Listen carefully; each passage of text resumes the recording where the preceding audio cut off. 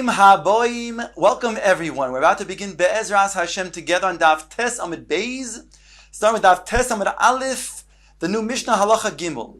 The previous Mishnah had taught us when they were toiming as halishka, they would do so with three different kupos. It's learned out from Psukim in Nehemiah that we don't take 9 saw in one kupa, but rather we divide into 3 different kupos, 3 saw each.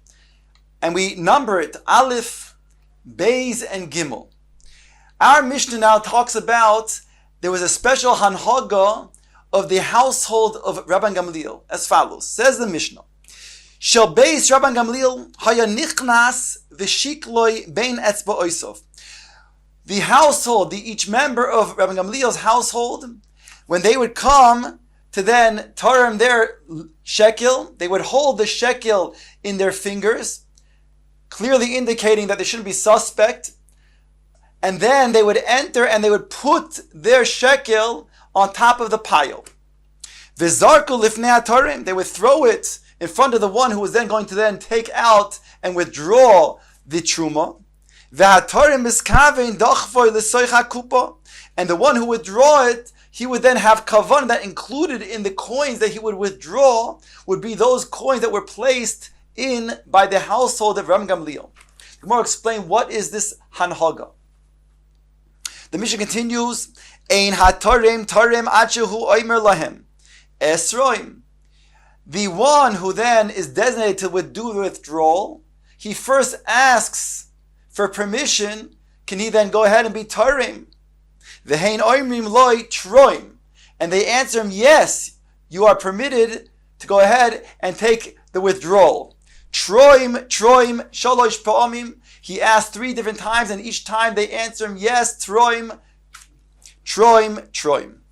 The Mishnah continues, Torah mesari shoino v'chipo b'kadov aliyos, that he was torem the first, and then after taking from the first pile, he then put a leather type of beged, a leather type of covering on top of the coins. Hashniya v'chipa b'katavliyos. Then he would then take from the second of the coins that were brought, and then he would cover it with a leather covering. Hashlishis lo yhaye mechape. Now the third mashkiz hashekel that came, then he would finish taking from there, and he would leave it uncovered.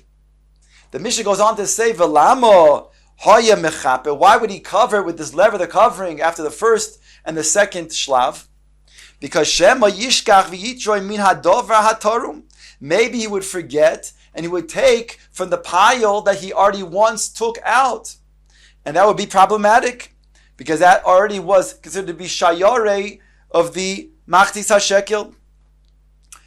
Torah mesari shoino l'shem Eretz Yisrael. The first taking was from those who were in Eretz Yisrael. Therefore, they had their machtis hashekel that arrived first. V'hashniya l'shem krachim hamukafin lo. The second one was all of those coins that came from those surrounding cities that had a wall around it. V'hashlishi l'shem Bavel, l'shem Modai, l'shem Medinois harechoikos. While the third set of machtis hashekel came from a distant place, and therefore that was taken last. On top of Tes Amud Beis, the Gemara explains this hanhaga of the members of the household of Rabban Gamliel. She'Rabban Beis Rabban Gamliel v'chulei. Ilu hayu shnei kroyim. Ask the Gemara, if there are 2 piles, v'toram me'echad mehem al chaveiro. Let's say a person, he has 2 piles of grain, and he now has to take truma, separate truma from his produce, from his tvua. So when he takes the truma from one of the 2 piles, certainly it patters up the second pile. Shemelo pater chaveiroi. With that being that hafroshes at truma, then will serve to be a proper hafrasha for both piles. So if so, asks the Gemara, why does the household of Rabban Gamliel have to then put in their coins so that it will be taken by the one who is being toireim?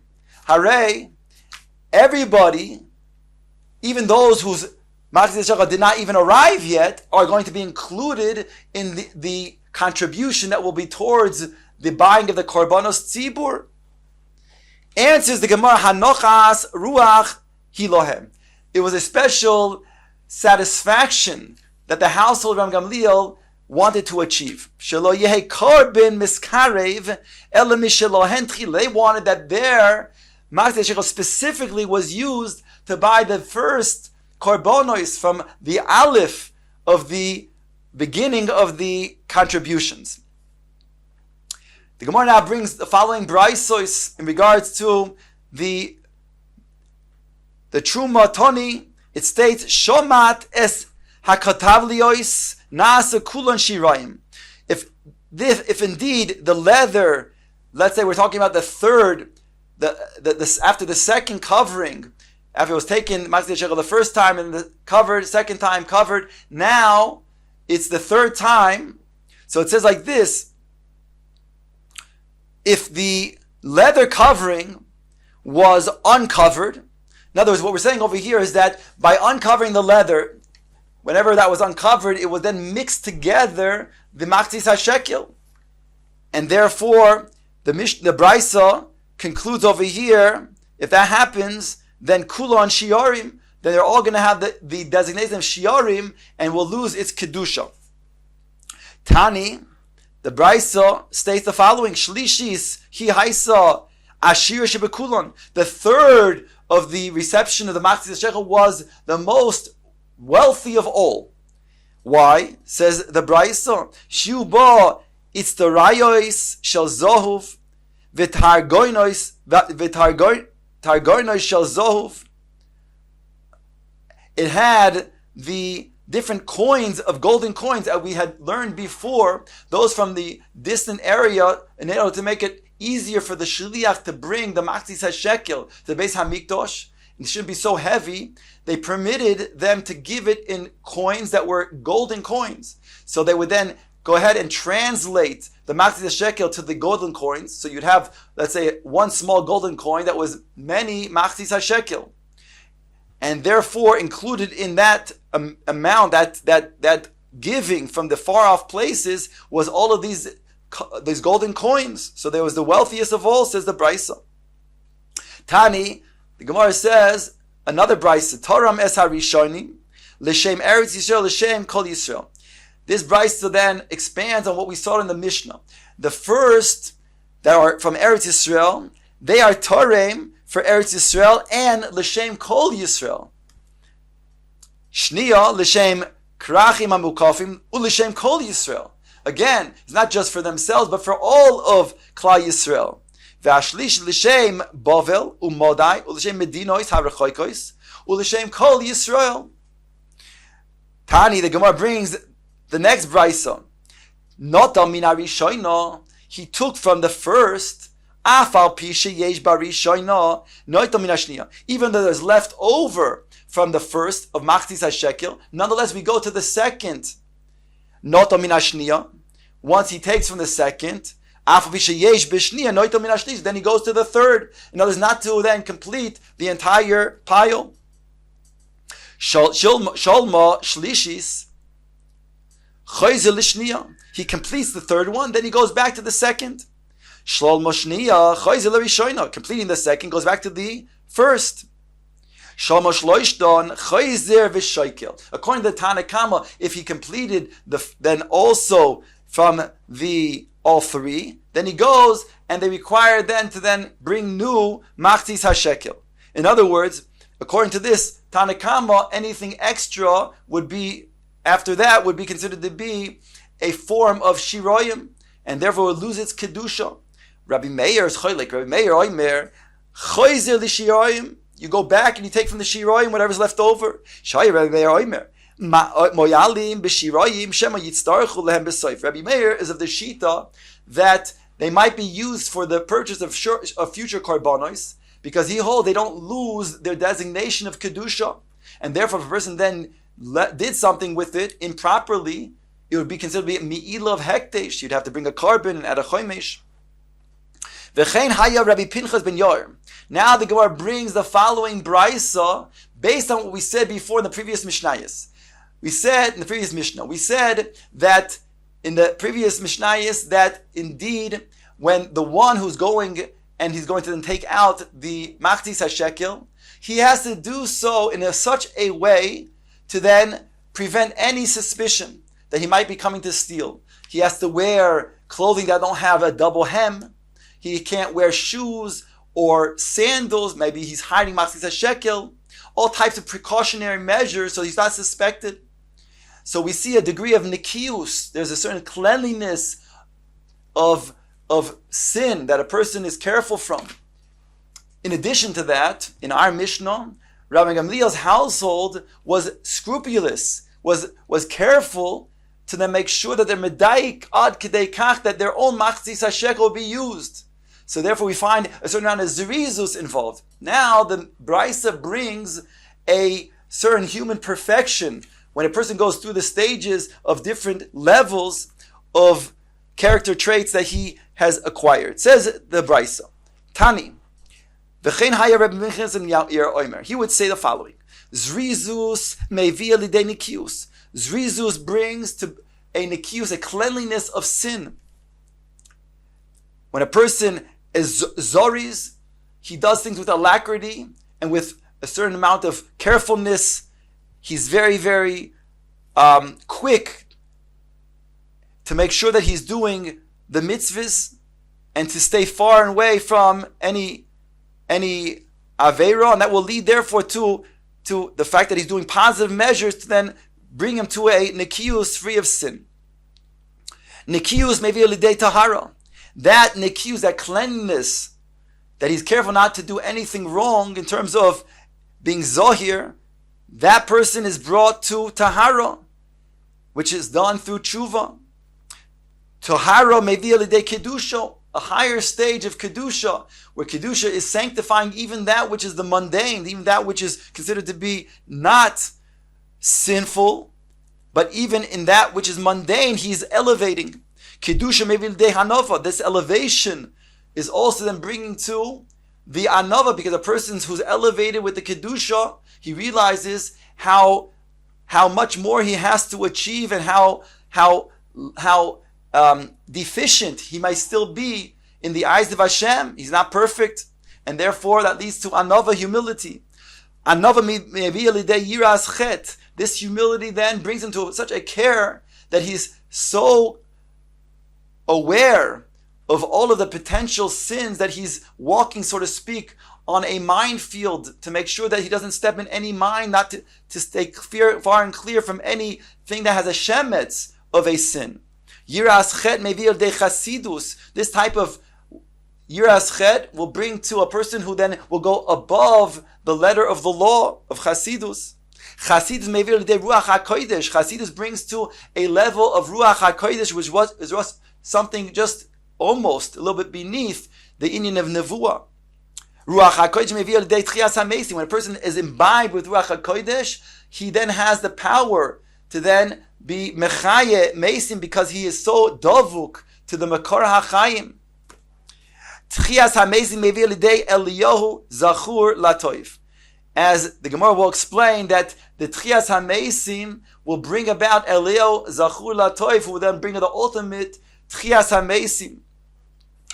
Gemara now brings sources for each and every one of these stages. Zerizus mevia lidei nikius. The alacrity brings to a cleanliness of spirituality. D'chsiv, it says v'kila mechaper, and v'kila, and he completes. It's a form of zerizus mechaper that brings to a cleanliness, to a kapora, an atonement. Nikius mevia lidei tahara, and this cleanliness brings to tahara, as it states.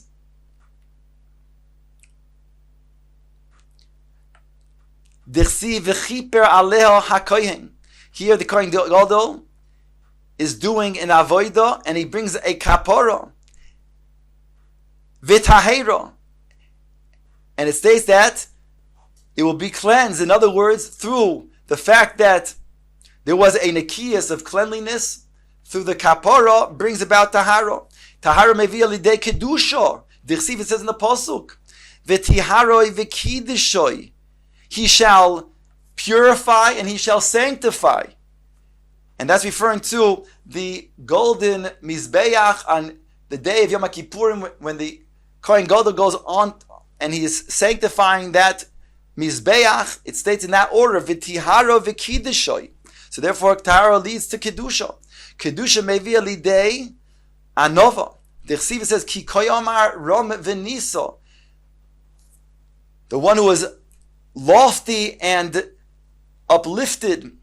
Shoichein ad v'kadosh shemoi. He abides an abode of Kedusha is his name. Moron v'kadosh eshkoin. He lives with the Kedusha v'ezdaka u'shua ruach, and yet he still is together with those who are broken in spirit and are lowly. So that's referring to Anova. So therefore the Kedusha leads to Anova. Anova meviya lidei yiras chet. The Chesiv says, Ekev Anova yiras Hashem. Because of the Anova, there is yiras Hashem, referring to the yiras hachet. Yiras hachet meviya lidei chasidus Chesiv. V'chesed Hashem mei oilam. V'ad oilam al yireov. The chesed of Hashem is on those who are fearing Him from this world, the ad oilam, may ad oilam forever.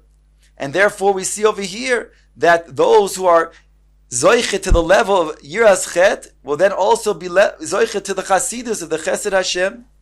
Chasidus mevia lidei ruach hakodesh. Dichsiv, it says oz. Then dibarte bechazoin lechasidecha. Then you spoke through a vision to your chasidim. That means your chasidim who had chasidus were zoichet to a vision of ruach hakodesh. Ruach hakodesh mevia lidei tchias hamesim. Dichsiv v'nosati ruchi bochem v'chisem. It says in the pasuk in Yechezkel that I will give you my spirit. Reference to ruach hakodesh. He had nevuah even.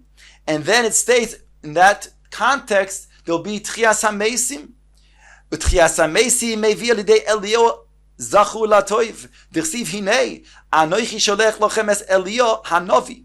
Lifnei bo yoim Hashem hagoldo v'hanoro. Elio Novi will be sent before that great and awesome day that HaKadosh Baruch Hu will resurrect the dead. Tana b'shem Rebbe Meir, another brayso to talk about the perfection of the human character in Avodas Hashem. Kol mi shekavua be'eretz Yisrael, all those who are kavua to live in Eretz Yisrael, umedaber b'lashon hakodesh, and they speak lashon hakodesh, v'oichel peiroisa b'tahara, they eat the fruits b'taharas hakodesh, v'koire kriya shema ba'boiker u'ba'erev, they read the kriya shema both in the morning and at night. Yehei mevusar sheben oilam habohu. It is then going to be proclaimed, heralded, that he is going to be a ben oilam habo. What is the meaning of this? What does Rabbi Meir mean to say? He's bringing four different things that will then give a person the designation being a ben oilam habo. Says the Mefarshim that there's a guf, and there's three parts to the neshama. There's the nefesh, chai, there's a nefesh, the ruach, and the neshama. And these correspond to those four parts as the Mefaresh Tiklin Chatin explains. Take a look down below. He begins by saying, Kol mishe kovua be'eretz Yisrael neged tikun shleimas haguf. This corresponds to the perfection of one's body. When one lives in Eretz Yisrael, how so? Fu neged yisoid ha'ofar, ki ofar ato. Man is considered to be made of ofar. HaKadosh Baruch Hu made him from ofar, ki ofar ato. And therefore, he has perfection from the Yesod HaOfar of Eretz Yisrael. The kosher li yeshiva as Eretz HaKodesh, mukaf, b'kedushas ha'aretz tomid. He's surrounded by all of that kedusha of the Ofar, of the Eretz, of Eretz Yisrael. Ve'alech dalet amos aleh zoich le'lam habo, u'moichlin la'avon oisav. K'mo shekosov ha'am ha'yoshiv aleh nesoy ovoin, k'mo shekosov b'shil liksuvis. That's in regards to the first shlav of the guf that becomes perfected in Eretz Yisrael by being kavu in Eretz Yisrael.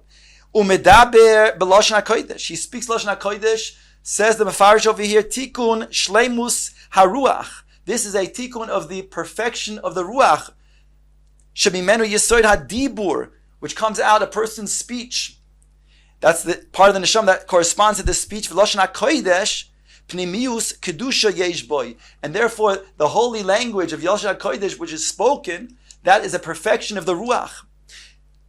Peiroisov b'tahara neged nefesh hatzomachas. That refers to the nefesh, the lower part of the neshama, corresponding to, we'll say, the nefesh habahamis, and therefore the peiros that is eaten b'taharas hakodesh is a perfection of the nefesh. Kriya Shema ba'boker ba'erev neged tikun haneshama. That refers to the higher level of the neshama, called the part of the neshama shehi ma'asvon da'araisa. V'amru Chazal kol hakara kriya Shema ba'boker ba'erev v'goymer v'giza v'goymer v'gam the kriya Shema moiser miyached nishmosoi. It then, in addition to the limud itself, it also is moiser his neshama, is miyached it with the kriya Shema. U'mesakna b'kabolas ol malchus shamayim. And he concludes by saying, "V'niskenu kol dalid chelkei adam guf v'naran." Guf and the nefesh, ruach and neshama. Neged ditzacham v'amro. That corresponds to the doimeim somech chayim medaber. That's cham. And the v'amro and the avir, the mayim, the ruach, and the